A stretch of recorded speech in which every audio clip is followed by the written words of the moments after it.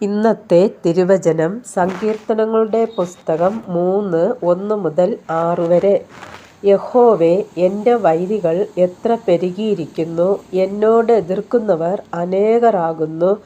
അവന് ദൈവത്തിങ്കൽ രക്ഷയില്ല എന്ന് എന്നെക്കുറിച്ച് പലരും പറയുന്നു.